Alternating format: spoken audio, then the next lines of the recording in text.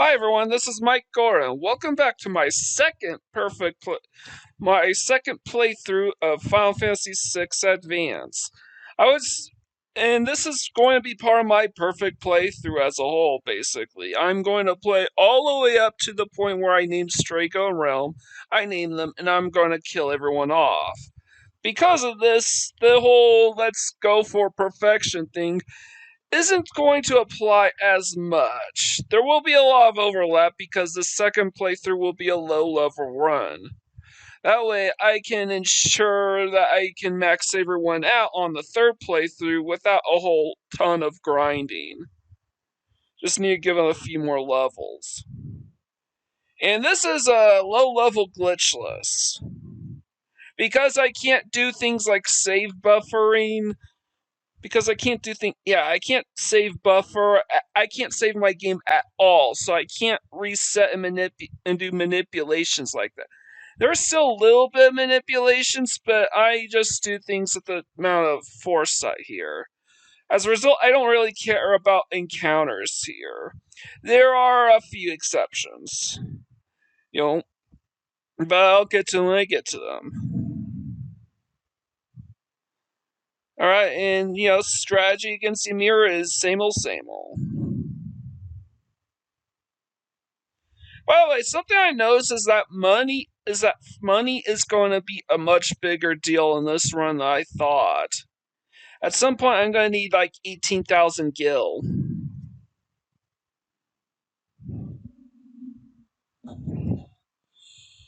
And I need to find a way to make that amount of money.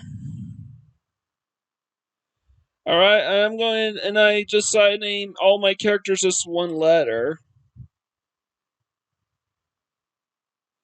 So Terra is T, and that's going to be useful in order to speed some things up. Yeah, I unequip Terra as per usual. I'm sorry, T. I unequipped T. I'll still call her Terra because that's her default name. Um. So yeah, I'm just mashing buttons at this point.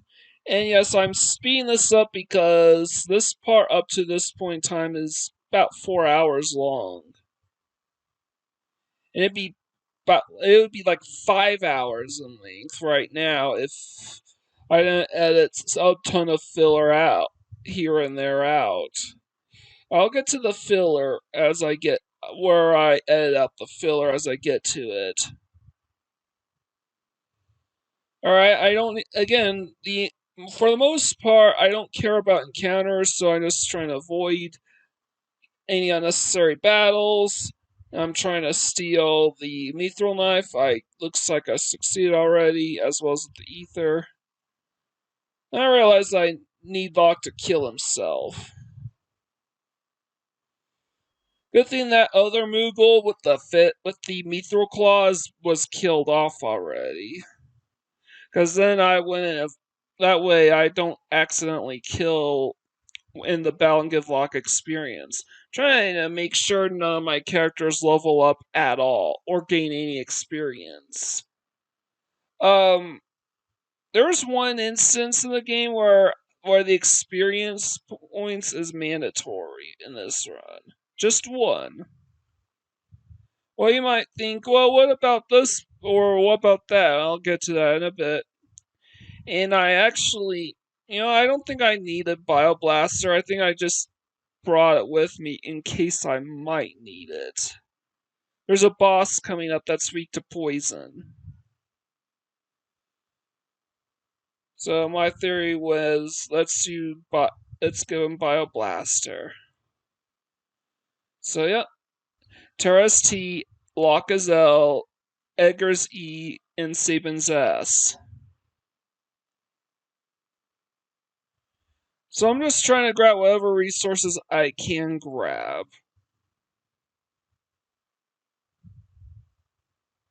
Alright, as per usual, I want to make sure that I fully keep Edgar equipped. And you know what? admittedly being a little bold with the use of save states, there is probably a really important reason why I decided to rely on save states already. So just a little heads up. But we're about to get to it when we get to it.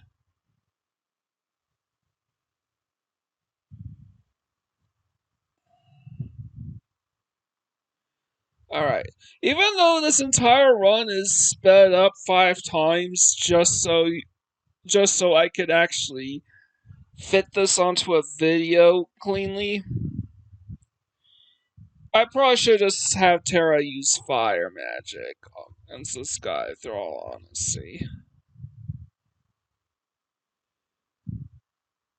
But yeah, I basically took care of business. Luckily split.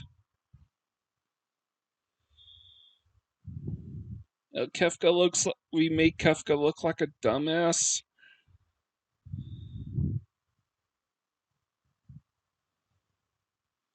And here is something I'm about to do. I'm going to manipulate this encounter here so I avoid encountering Foper Urok formation in this room.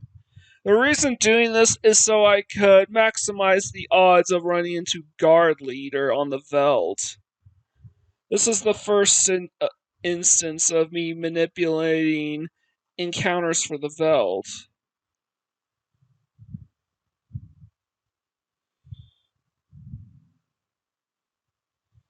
And yep, even though it probably is way, way, way slower, this is actually going to be a hell of a lot more convenient than if I put that off until I was ready for this. So yes, I'm just splurging around for whatever items I can find. Trying to give everybody the best equips. Now, in this run, you would probably have to care a lot more about armor than weapons. But it wouldn't hurt. But our level isn't so significantly lower that the chip damage would be non-existent. I could have stolen the bandanas, but I didn't feel like manipulating the steals in this place.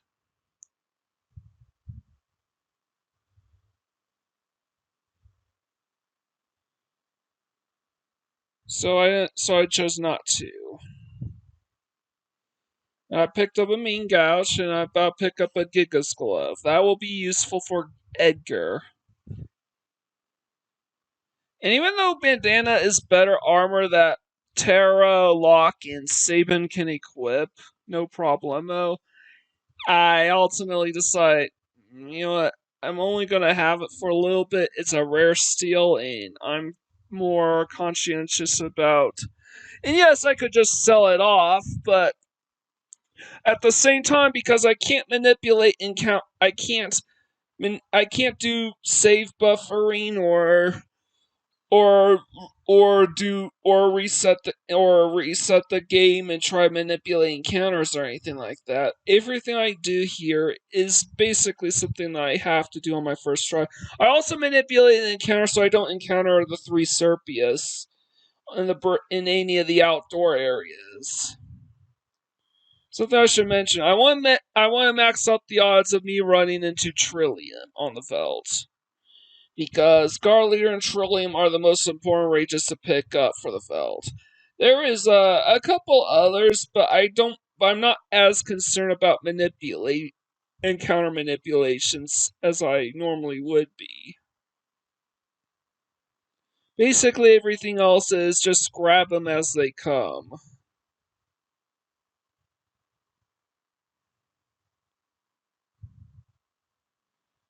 Alright, at this phase, Vargas will. I know I was about ready to finish him off. There we go.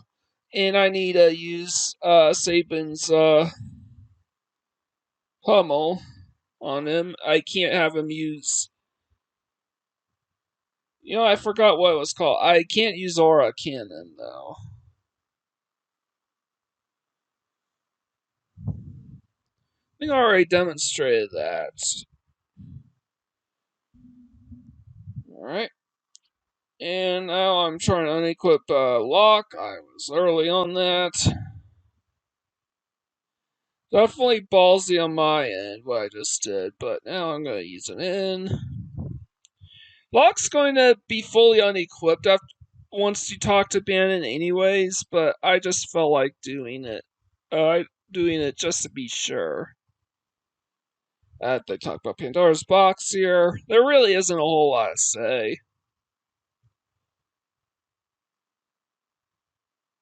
I mean, there is an encounter still. It was worth talking about. It's a really, really long battle, and I wanted to show it off. And this is... Oh! Here is the first cutscene where I actually show some differences. I talk to Bannon and I say no 3 times. Hold on a minute. There. Alright. Sorry, the volume was just blaring up.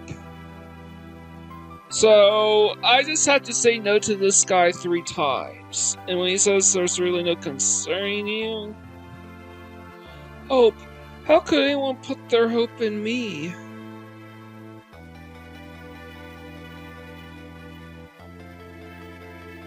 And she just looks all sad. And this part is largely the exact same as last time.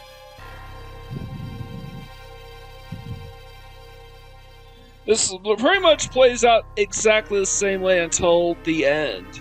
And this is actually supposed to be a lot faster to do than to do, let us say yes and take the gauntlet.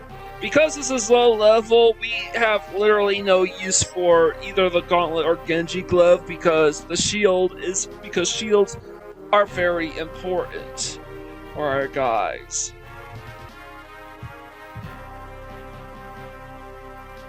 But it is worth showing off this cutscene now while I still can. Now my third run of this game will be a speed run, and I'm going to use, I believe, the current world record speed run for 100% as a basis. Even though, once again, I can't do the same things in that run that you normally can do. Because, you know, it involves saving and then resetting the game and loading to manipulate encounters and stuff. Can't do that. And now we are back to the same old, same old. Now, there is a reason why I am going to... Now, this upcoming boss fight that I'm going to do, I'm going to have to slow it way the fuck down. Because the previous playthrough, the playthrough that I did up to this point in time, I didn't have to worry about the level reset. I just one-shot Ultros. But because I can't just wait for like 2 weeks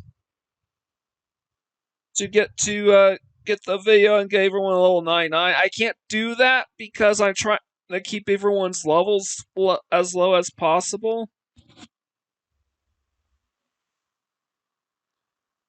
I basically came to the realize, I have to keep everyone's levels low.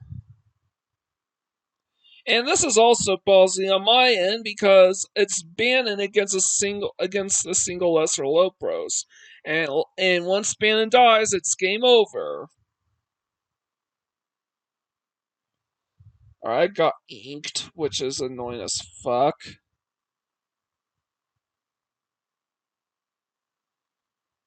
Alright, I went selected up by mistake. That's just a cycle, so that's basically a freebie. Not to deal with an accuracy drop every time I attack. This accuracy drop, by the way, is completely non-existent in the English version. In the Super Nintendo version. Not sure what I'm talking about. But again, I'm taking my chances against lesser Ultros, even though he could die to single target fireball, which deals like 400, 300, 400 hit points. So even though I'm grinding up Bannon and only Bannon, here's the battle. He's still vulnerable, so I have to be careful. And I want to show off this battle specifically because he's one of the hardest battles in the low-level run, and I don't have any access to any special nifty tricks to make this any faster. I blew the aura sphere. I think I pressed my inputs on a hung frame, which basically meant that my inputs didn't register. Yeah, to keep Terra alive, you basically have to have her defend. If you memorize his script pattern, you can basically intercept when he's going to attack. And specifically who he'll attack. Having said that, there's no way to 100% guarantee that he cooperates. Because Terra cannot survive a single target tentacle, but Sabin and Edgar and currently Bannon as well can. And why I want to keep Terra alive is so I have access to the fire spell. It's one of my most potent offensive capable moves I have access to. Super Tentacle.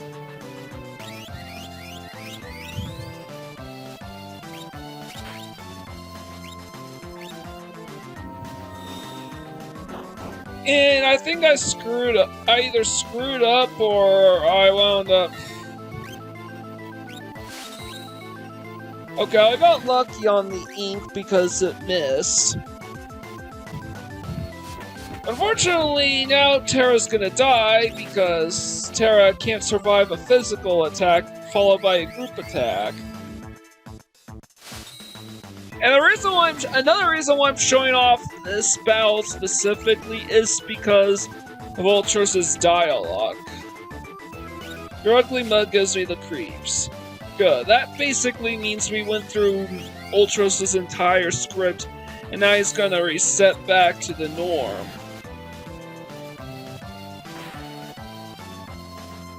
But that's not gonna happen because I just beat him. So that was a guide on how to beat Ultros in a low-level playthrough. And I'm gonna start with Terra's party because of the Eclipse that I want to remove from them, and I don't care about the manipulating the Velt encounters anymore. What I get is what I get.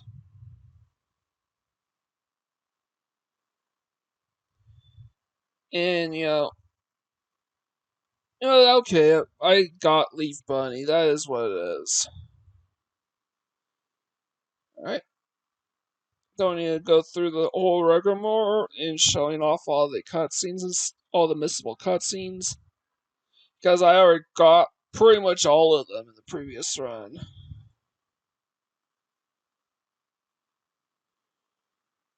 And we do not need to get any of the encounters in this run, not yet anyways.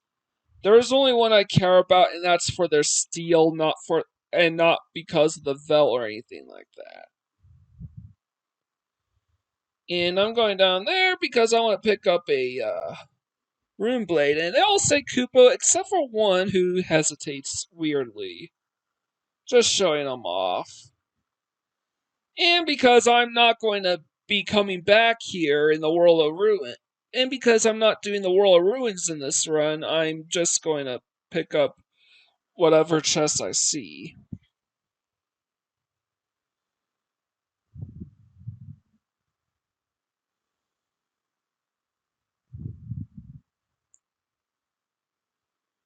Alright, and there it is. We are done with Terra Scenario. That is really, really easy. Now, I was basically just winging it against the heavy armor, but I got insane amount of luck against this guy. I think I only got hit once. And I was able to successfully steal the Iron Helm quite a bit. Quite a few Iron Helms. Like, in just a couple of tries.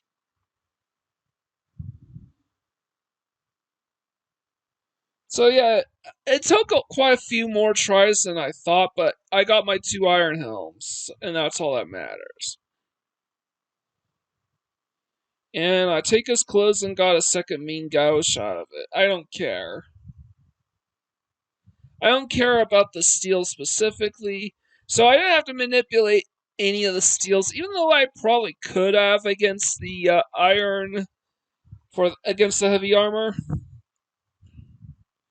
Just realized I'm going the wrong way. In the last playthrough, I talked to Celis in the soldier suit because that's very easy to forget about. And this time I'm going to remember to save her, but keep the merchant garments on.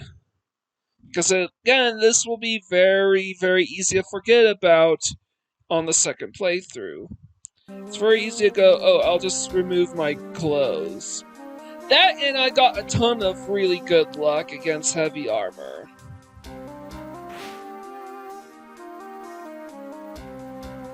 Alright, I'm just showing this off because this is unique. Remove her bindings. What could you possibly hope to peddle in a place like this? Oops, forgot I was still wearing these clothes. So the soldier outfit is a direct reference to Star Wars, and this is just funny banter. And I'm going to quickly equip Celestia, and that's why I gave her the Rune Blade. Even though, again, she's not really making any real use of the Rune Blade for its functionality, for its power. She's just using it so she could runic spells. But whatever, it's free. And even though I don't give a rat's ass about any of the encounters in the underground, I will just take whatever I can. I was insanely lucky not to encounter Commander 3 a single time. So yeah, that was not purposeful manipulations. That was simply how the dice rolled.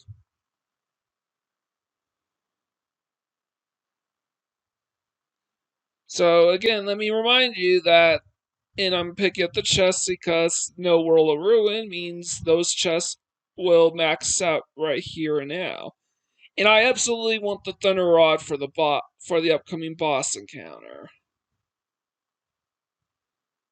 And I don't care about what I encounter in the South Figaro Cave because none of the formations in Group 48 or 47 really matter.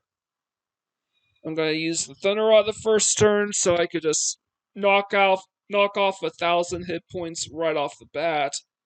And now Locke just needs to attack, while Celis runics.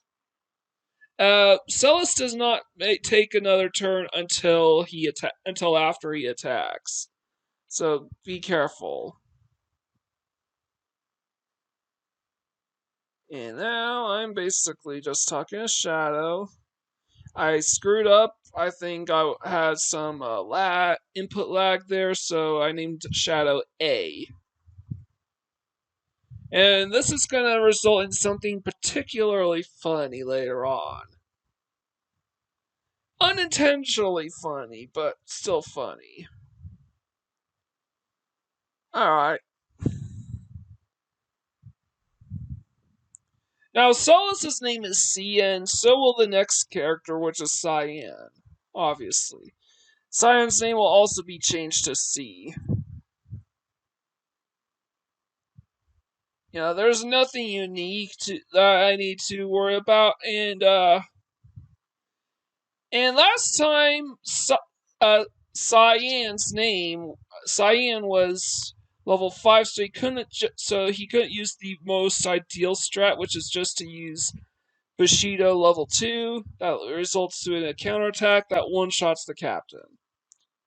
But anyways, and this stupid bit, I hit the box so I could open up the chest, and then Sabin and Shao pretend to be a cat. I completely forgot about that, so I just sped that up. It is funny, but, I did this for brevity's sake. But anyways, the funny part is gonna come up instantly after the horribly tragic part. Just be on the lookout. I opened the wrong chest by mistake, but it doesn't matter because I don't need the contents of the other chest to full help out against satellites. So yeah, I wound up getting not in the most ideal circumstances. All right, and so far so good. And then and here's the bad news. We failed to stop Kafka from poisoning the Doma's water, so everybody's gonna die. Except for C here. And let me remind you that Sabin's name is S, Shadow's name, albeit accidentally, is A, and Cyan's name, just like Celis, is also C. So, I think you know where this is going. You can't open up this chest, and we aren't going to be able to ever. So look at the name down there, SAC. The party name is SAC. Harry Sack. And I just picked this up while I just watched an old Beavis and Butthead episode where they're prank calling some poor guy named Harry Sack. So so yeah, I was feeling a little childish and immature when I caught on to what I just did. So yeah, there is that.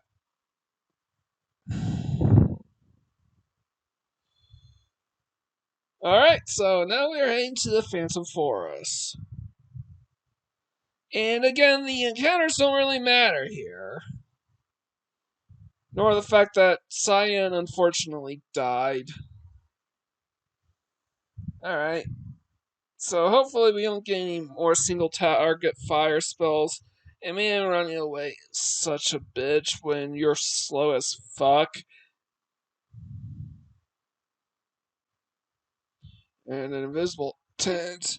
And the ghost is really there just for safety measures. If he dies, all we lose is a party member. But, no need to waste resources. And, I probably did not want to encounter this thing, but I wasn't thinking straight. And, again, the most important encounters are Guard Leader, are trying to max out Guard Leader and Trillium, which are fairly easy to manipulate. Good luck trying to manipulate and avoid encounters on the Phantom train. Not gonna happen. So I'm just going to. Well, I should have grabbed both over soul formations, but I'm glad to have gotten one. So at least that's something. And I got the bomb. Not bomb 3, but I just want the single bomb. And I'm gonna need to heal up, so that's good to do. And there's an item I want to pick up. And I want to switch Shadow's relics over to Cyan's. I don't think I needed to open this chest, but at least we got a green cherry out of it. Now, soon we're basically going to need to wreak all sorts of havoc on this bot. Because at some point I'm going to have to sell off a bunch of our stuff. I don't need to worry about the ghosts for much longer, so I had them possessed. that boss, and I thought about it, just decided to kill him anyways, because I could still use the extra hyper wrist.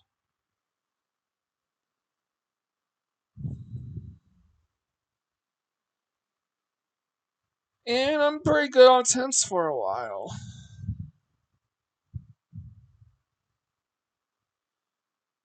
And, another sad bit. And you actually get a good idea on just how long the wait is. See, I'm just waiting there, and I just edited all that wait out in the previous run. Uh, Again, it seems to have lagged all the way, and I decided, wait, I need to manipulate an encounter here. Which I did. I need to manipulate an encounter, because even though there was no way in hell I was going to fully manipulate the Velt so I get the encounters I want as quickly as I want. So I have to make do with what I can find, so I'm not spending hours in the Velt looking for 2 goddamn rages. And actually, I wound up getting most of the stuff that I want. And I made a mistake going for the attack right away, and, but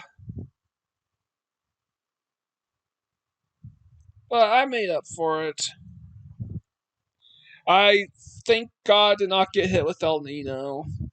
It's a shame that I'm also going to miss out on the on Gal's theme here. Fortunately, almost this entire thing is muted because this music's not going to sound right sped up 5 times.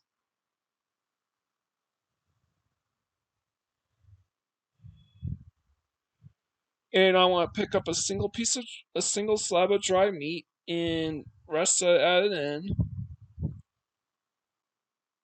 And I want to pick up, you know what, even though I don't really have much need for weapons, Kotetsu will at least increase the strength of Saiyan's Bushido blade, so yeah, I'm glad I picked up the Kotetsu blade.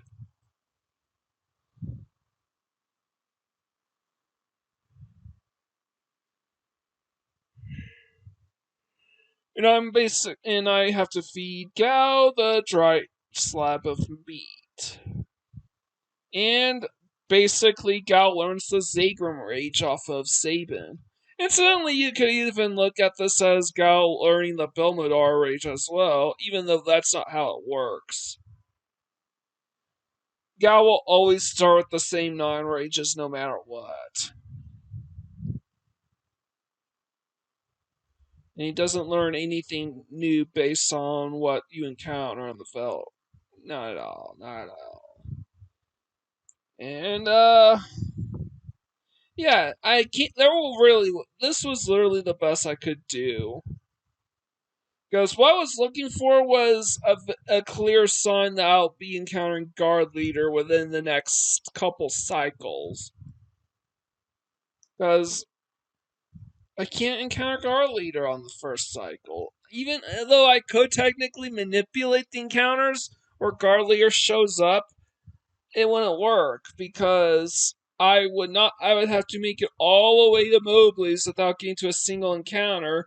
And even then, I would still have to throw the dry meat on Gao, and Gao doesn't learn rages based on the first encounter.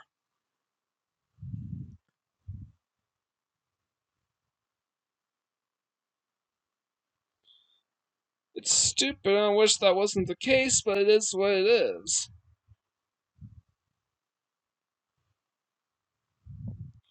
I haven't leap on the ghosts because I don't want to deal with them. And I'm hoping NESC appears, so I got both Guard and Megalodoth right off the bat. And I don't care about these rages, I will deal with them as they come. And I haven't really gotten any useful rages, I just had Gao leap so I don't have to deal with a bad encounter. Same here.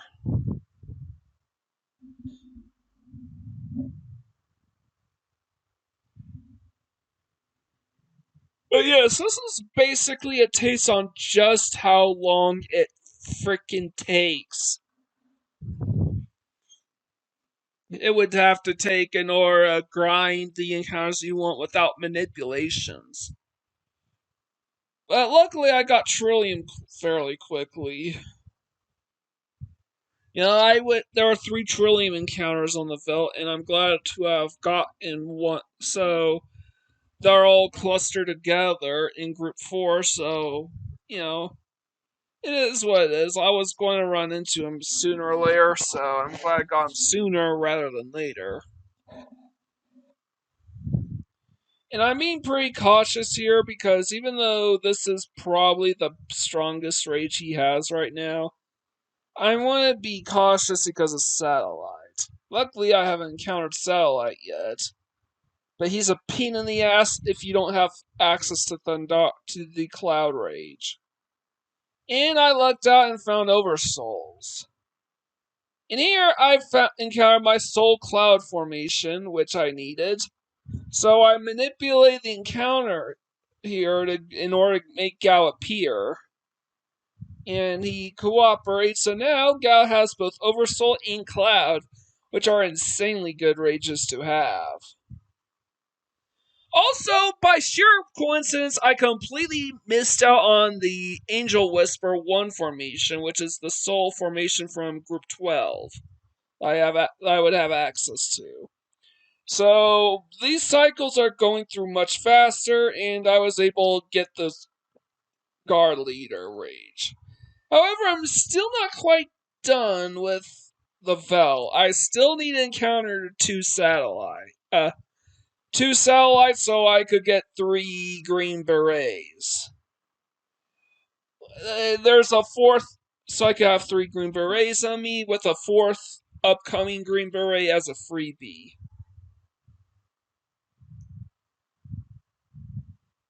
Alright.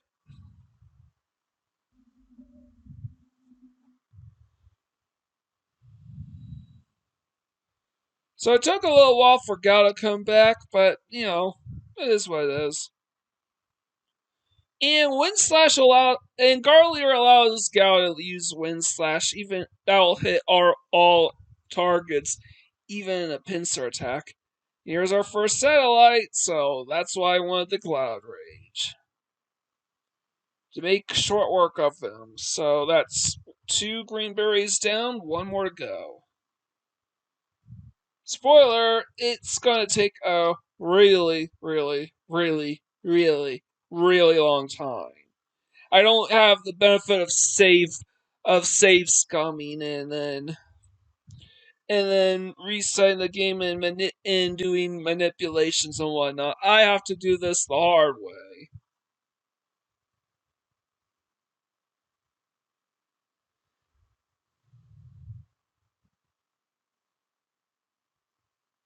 So yeah, you basically see a lot of time wasted. Actually, time is not being wasted because I'm earning a ton of gil because I'm earning quite a bit of gil doing this.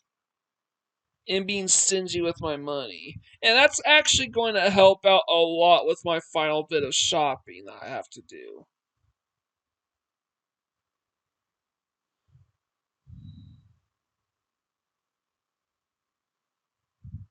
Alright? If Guy was cooperative, he would preferably use Wind Slash as often as I want him to use it. The only good rages I don't get my hands on during this whole time is I'm trying to figure it out. Hmm. I believe it's Stray Cat. I believe it's Stray Cat and I'm trying to figure out what else. It didn't encounter Dark Side, so obviously. I'm trying to figure out what other useful quote unquote rages I missed out on.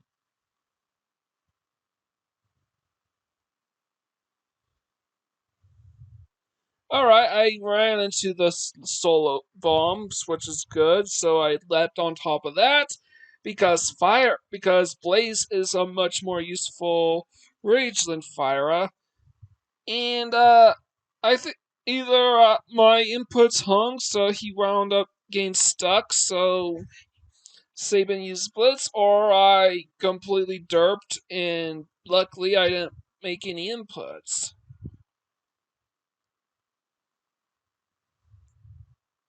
And man, I got the worst possible luck imaginable from that Wind Slasher. Every single enemy just counter attacks Gal before dying.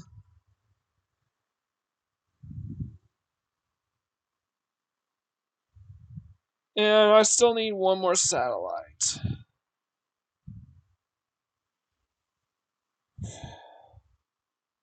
Trying to figure out what else. It's not, but oh yeah, Stray Cats. I never got Stray Cat, and I never got. That's Stray Cat's the one that comes immediately to mind.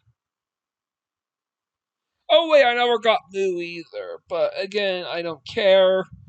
Moo is really used for those enemies you want to get rid of quickly.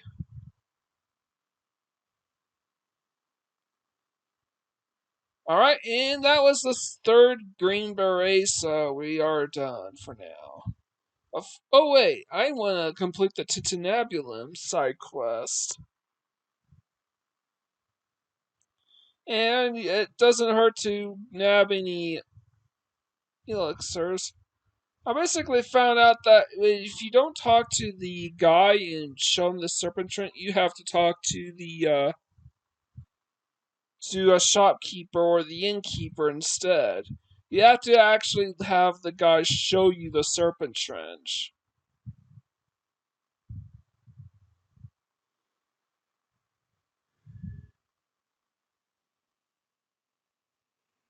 And this is so fucking annoying.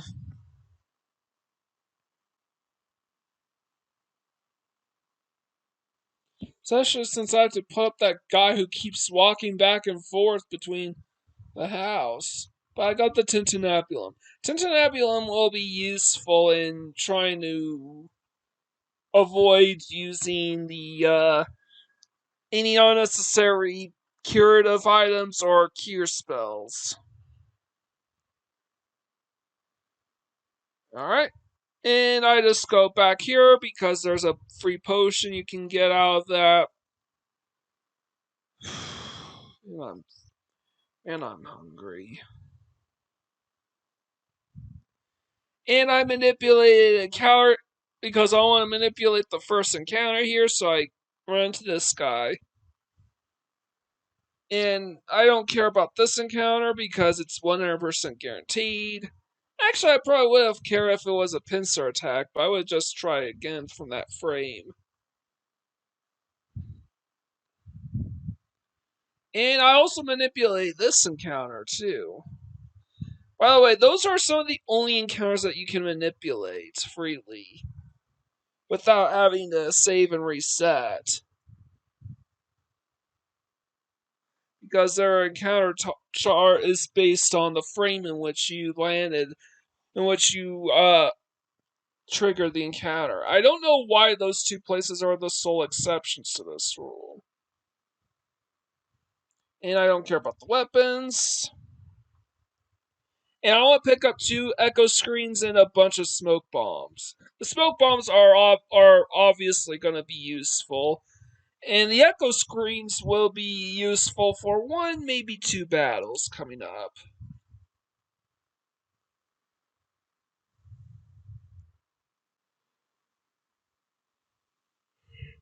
It's certainly 1 boss battle, so the Battle of Narsha is coming right up.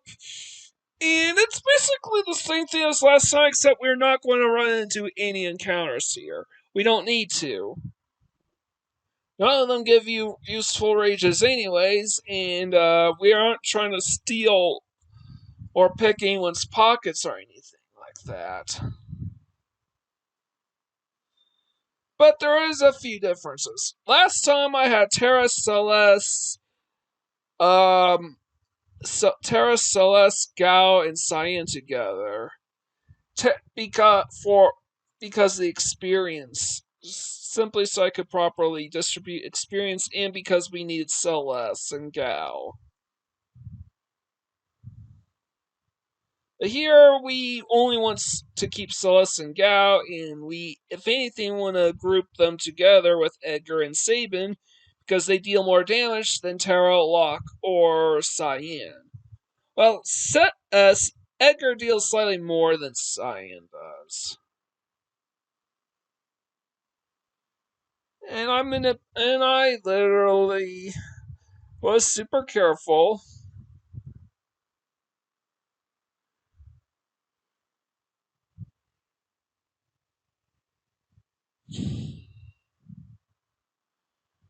Alright. And there we go.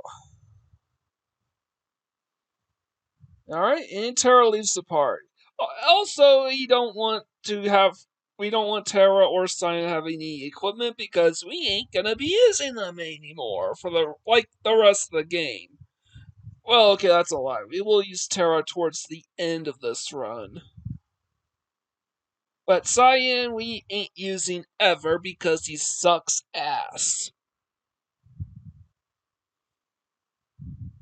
So it's a good thing I swapped him out for Edgar. Even though, again, the difference in damage output is marginal at best. And I'm basically putting Locke in my party for this part, and this is literally so I could go farming for some ice rods in the inside of the Narsh mines. I've reckoned I'm going to need 5 of these ice rods, by the way.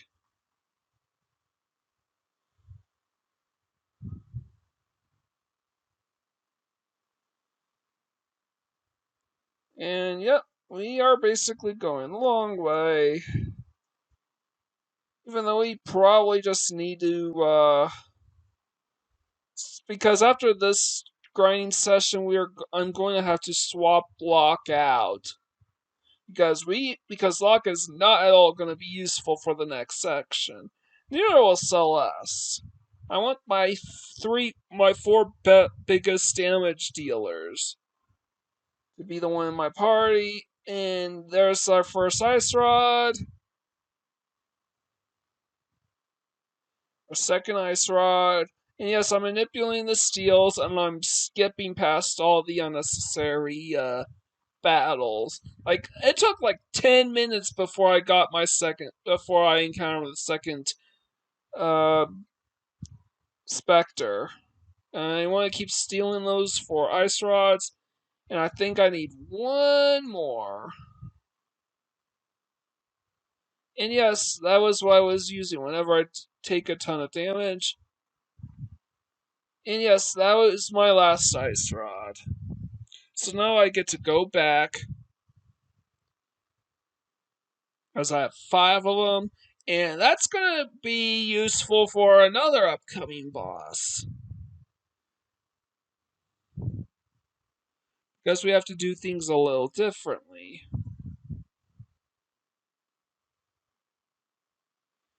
And that's the parts that I want. Edgar, Sabin, and Gao are my biggest damage dealers for the next boss fight. Unfortunately, I'm going to let you guys in for some bad news. I'm going to have to skip showing this boss.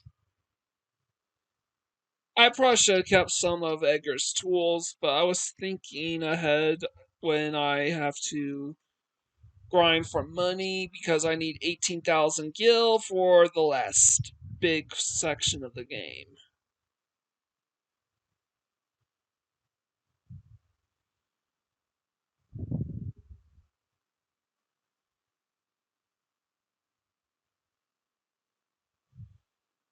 Alright, and I don't care about the weapons as per usual, just want to make sure I loot everything. And I'm going the other way because A, I want a hero ring, and B, I oddly enough skip all these encounters on my way to Jidoor. So yes, I'm pissing away even more money than I normally should.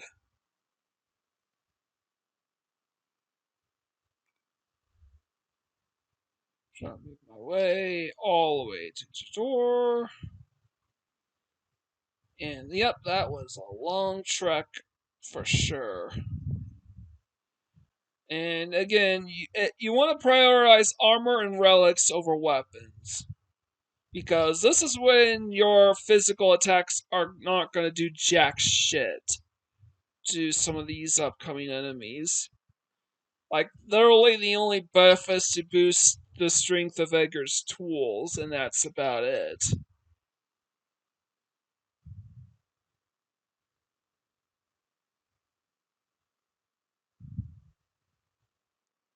I bought one more earring because I want 4 earrings. You know, you want to deal maximum magical damage on whatever bosses that you run into.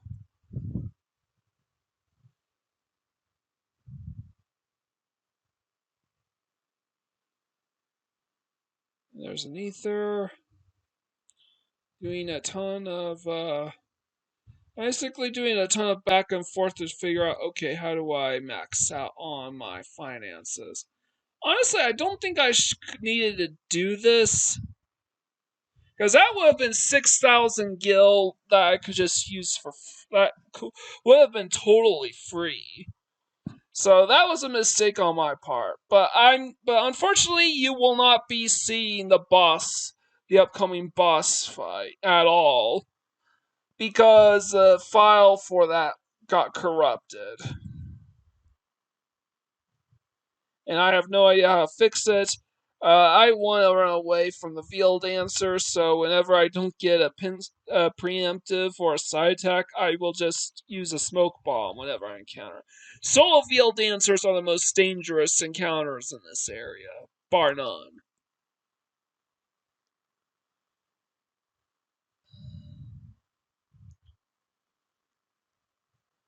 So it's a kind of a shame that I won't be able to show off this run in its entirety because the damn thing got corrupted. But luckily, the only thing you missed is me removing is the boss fight. Me removing everyone's equipment and getting the 4 Espers.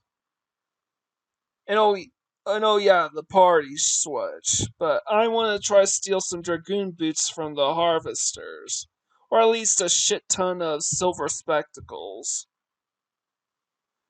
And whatever money I still need before I make it over the top, I will make up for in some other way. Field Dancer Solo will use level 2 magic that can one shot your entire party, but they won't use them when there are other enemies on the field, so just bear that in mind.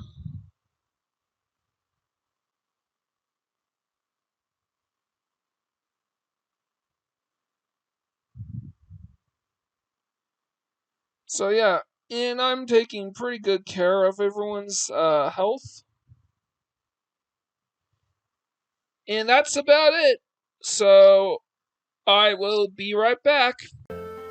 Sorry about that. As I was saying before, the footage regarding the Daedaluma fight was corrupted. So sorry I had to skip all that. I do excessive amount of grinding anyways, mainly to teach my characters I'm going to take with me to this other continent. So much new spells, but also to teach Gal a very important rage that I'm going to that will become very important to me really soon. I'm just showing off my work. Of course, I also needed about 18,000 gil. I wound up getting way more than that, however. So yeah, I'm just gonna keep fast forwarding through this. I'm sorry I could not show off the boss fight. I was just looking for what would be the easiest, most optimal way to get past this part. And if I were to show all my grinding, this would be like the video itself would have been 8 hours, but well over around 8.5 to 9 hours in length if I didn't speed this up. And so if I were to divide that up by So if I were to split that up by about 5, I would say it'd be even long. It would be what? Well, it wouldn't matter. It would be way, way too long. I think even this video with all the features sped up is kind of pushing it. Alright, so there's like some very, very weird,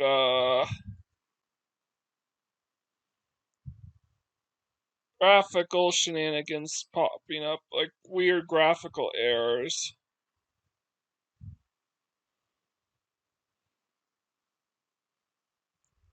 And, alright, good, okay. So, the reason why I'm actually keeping this at normal speed and showing this off is because I want to show off all the times I just humorously screw up. I do use save states for this part for brevity's sake. I lost track. Left me. Oops, that wasn't it, was it? Sorry.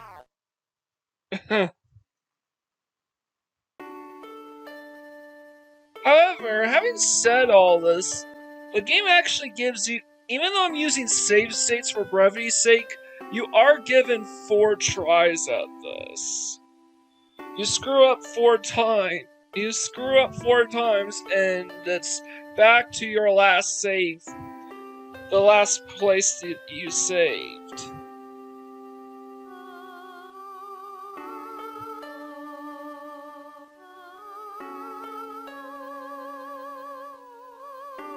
So yeah. Outside of my 2 grind fests in the Veldt, this was basically treated more like a glorified low-level speedrun of this game. I wish I...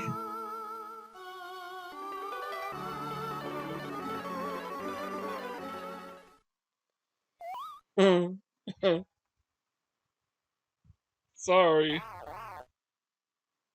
But yeah. Now, normally they would just kick you out of the opera house. You have to re-enter and then start this part again. Go through all the rigmarole and everything all over again. But because of and you only get 4 tries to get this whole opera sequence right. And this also includes chasing down Ultros. You need a lot of time.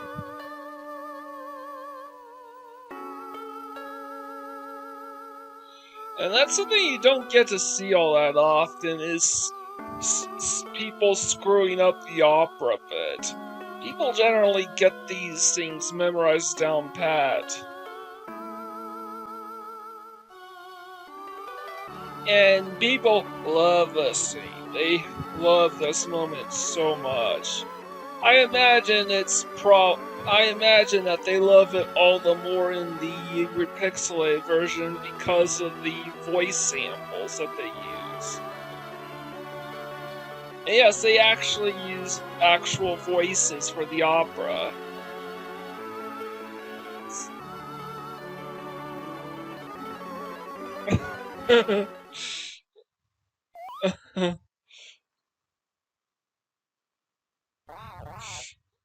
So yeah. So enough fooling around. I'm just gonna fast forward through this opera bit altogether. Yeah, you all know how this thing's supposed to go. I already showed it in an earlier episode. I believe.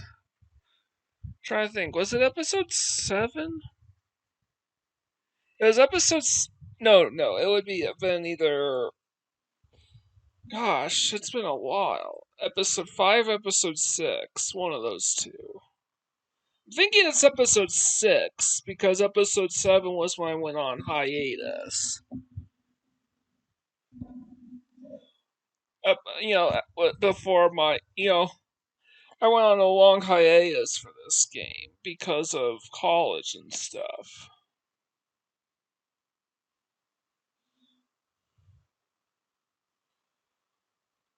Alright, something I should mention. Alright, I just want to talk to Gal right here. I already talked to her. And yeah, I'm just going to keep fast forwarding through this bit. You know, the bright side is the chances of me getting copyright struck here is virtually non-existent because there's barely any music in this episode at all. Probably my biggest gamble is the Ultros 1 fight because I want to show it off quickly. Now here I'm basically trying to manipulate the rats so I don't get to any needless encounters. And this was surprising, and that I was kind of surprised I was able to do that on my first try. Like, did it perfectly clean without having to use a ton of save states to help me out. Which kind of made, and I'm glad I was able to pull that off as quickly as I did. Because, because if I use a ton of save states, then fast forwarding through this would be very awkward.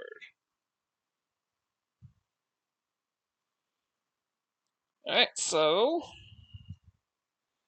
And unfortunately, Gao has absolutely nothing to say during this part. And I mean nothing to say. I think he only has like one unique line of dialogue in this whole sequence. And this is why I basically avoid using Gao pretty much the entire game.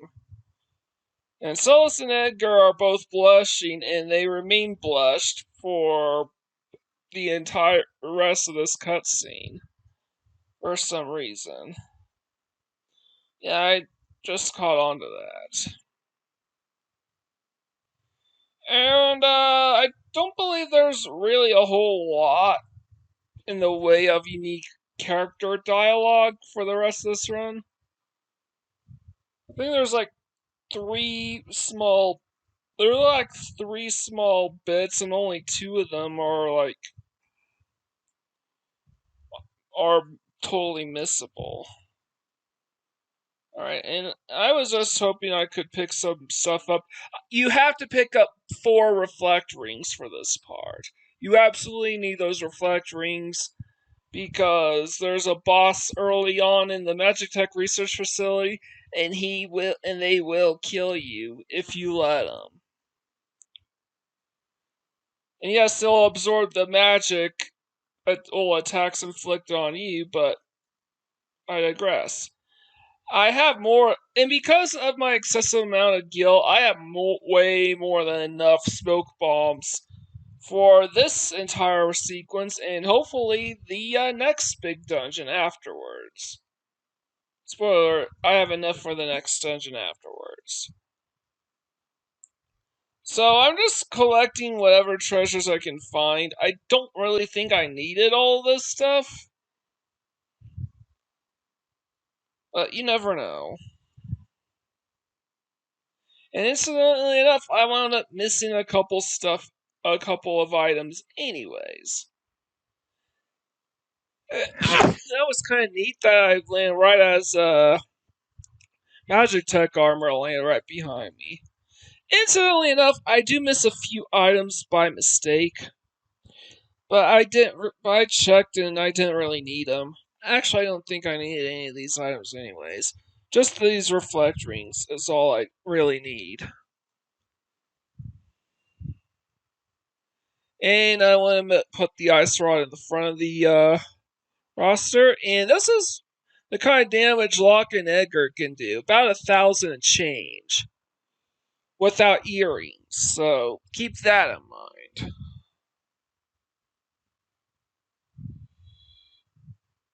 And whenever I get a preemptive or a side attack, I will just run away. But if I don't, I will use smoke bombs. They even work in pincer attacks, by the way.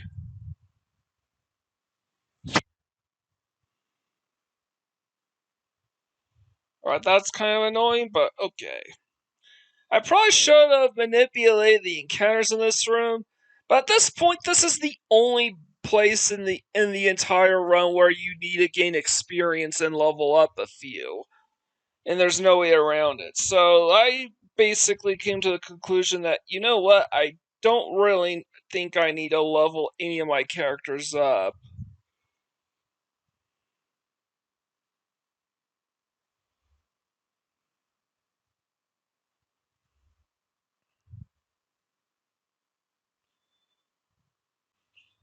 And that's basically how I took this challenge on. I basically, I don't think I need a. I don't really need to manipulate the encounters here. I don't need to try to keep some characters alive and others dead to keep everyone's levels as low as humanly possible.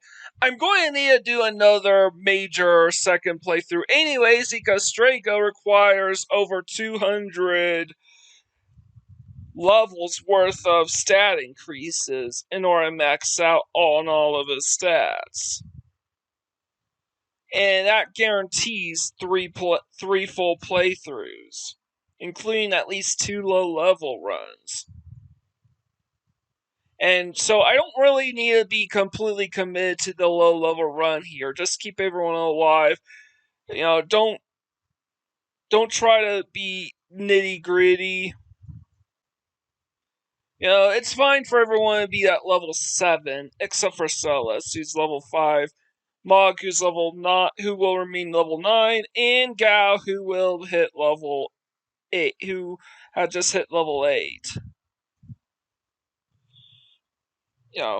Everyone having a level average of 7 is fine.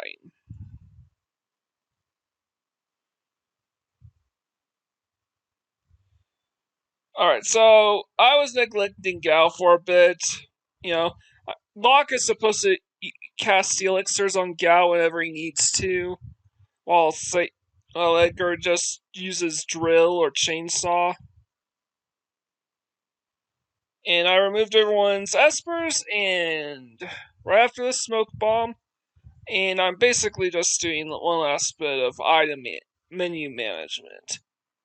And here comes the final boss of this low level run. Alright, and here's the few bits of unique dialogue we missed last time. That's all Gao does. Whenever he has unique, and I just Joker with the echo screen to manipulate Joker death against the cranes. That's very easy. And then I just go through all this crap regarding Maduin's and Terra's backstory.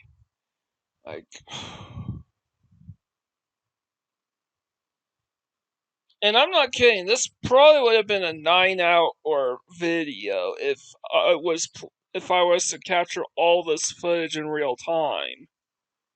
That's insane. Glad I don't have to do that. But yeah, that was much hard-learned lesson I needed. A hard-fought lesson that needed to be learned about the corrupted footage is, in the footage, once you reach a point where I did, where I have to grind for everything, I should have just, where it was time for me to grind, I should have just call it off. I should, I don't know why I let that video go for as long as I did, because that's the reason why the footage doesn't work. Alright, and I'm basically putting in the party members with the most health plus Terra. Because again, Terra is mandatory for this part. And I don't care about weapons. We're not going to be getting into any more fights the rest of the way. So yes, I have to do this before we enter the cave to the sealed gate. This is incredibly stupid and time-consuming. And normally I would just leap Gao onto the veldt so I could keep level average low for when I recruit when I first named Relm and Strago. But because everyone's level's roughly the same anyways, and I don't need to be super pedantic with the level cap at this point, I figured, you know what, Gao has some of the most hit points outside Cyan. I might as well just use him. Actually, he does have the most hit points of anybody.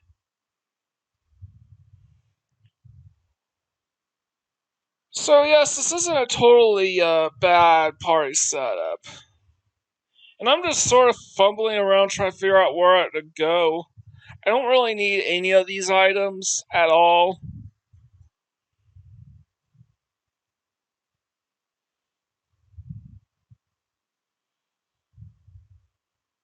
You know, I completely ignore the invisible items here.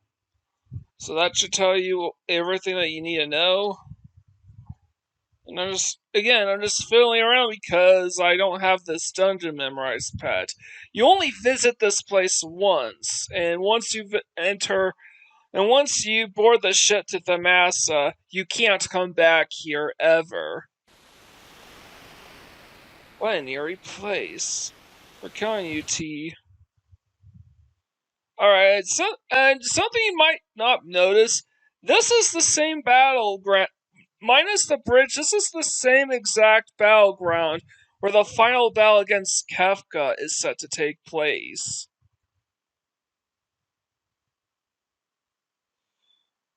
So yeah, keep this in mind when you go back and revisit parts 21 or even 22, that this location is where the returners assemble to take on Kefka once and for all.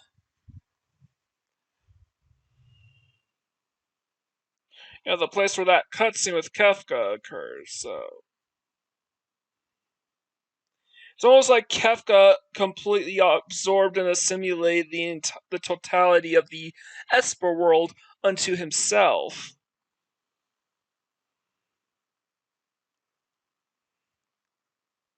Alright, and I'm just taking a refresher just in case.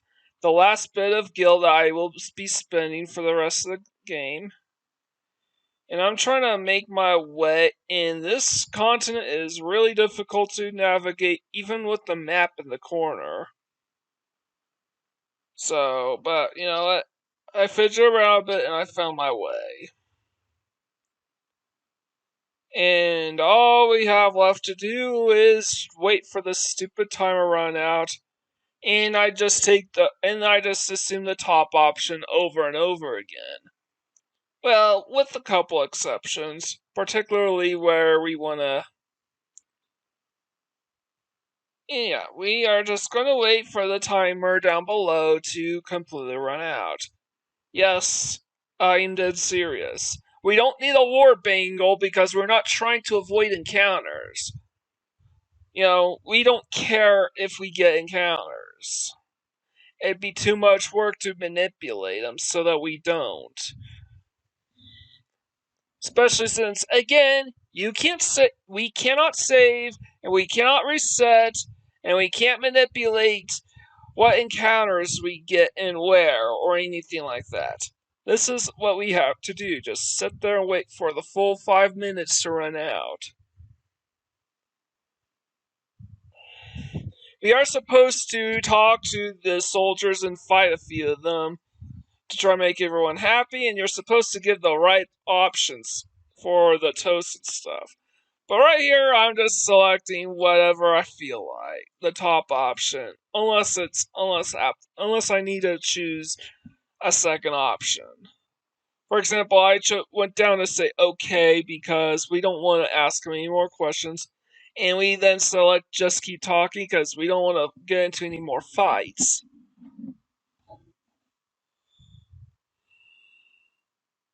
Alright, and I probably didn't need to bring Sabin and Cyan along for this at all.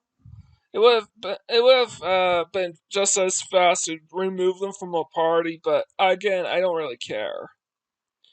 And I don't care for the prices. Oh, there's one missable bit of dialogue. I will never forgive Kefka for Cyan.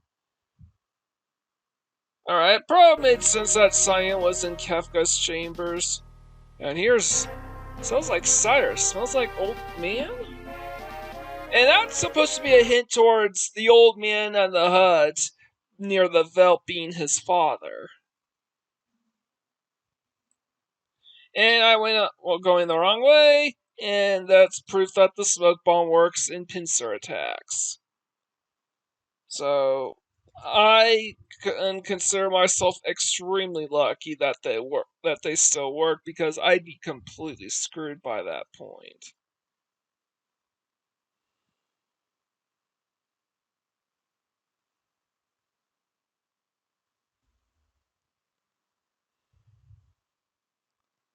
Alright, so some sad dialogue here. Shadow's level gets re-averaged to 7 because that's the whole party average at this point with Celeste's departure. Interestingly enough, something I found out when going through my character's stats and levels after the fact is that Celeste's level will still be factored in to the overall average when you go naming Strago and Relm. But then once they join your party, your full party average gets factored in minus Celeste. So that's interesting. It's almost like unless you never recruited them or in the first place, or in Gal's case you left them in the Velt, it's like their level still affects them once they join. Something like that. So Strago and Relm's level also takes Celeste's level into consideration. So it's a good thing I actually went outside to kill myself immediately after this scene. And when you're doing something like this on emulator, make a ton of save states. That will help you out in the long run in case of technological difficulties. And this had a very long game over animation. Like the music had ended for several seconds, but now we're back.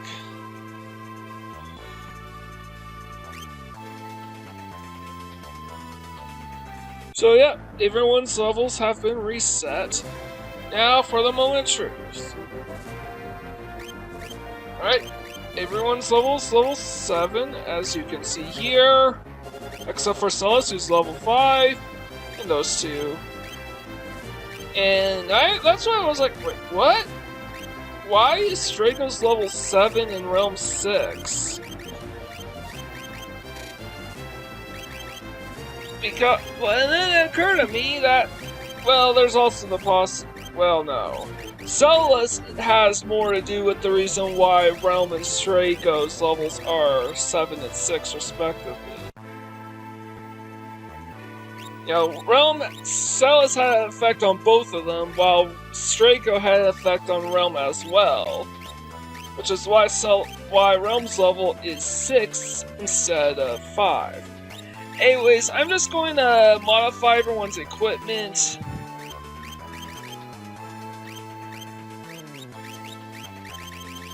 And I'm just using the relics here, trying to give everyone Miracle Shoes, and actually only Go-Go should use Celestiad, while everyone else is equipped with the Growth Egg, at least until they gain quite a few levels. There's no... Terra and Sabin are fully maxed out, outside of having to learn Gravigia. So really, I'm just trying to get them back in fighting shape. So that's what I'm gonna do, and next time everyone's gonna be back at level 99, and then we are gonna take on the Soul Shrine. This is Mike Gordon, sign out.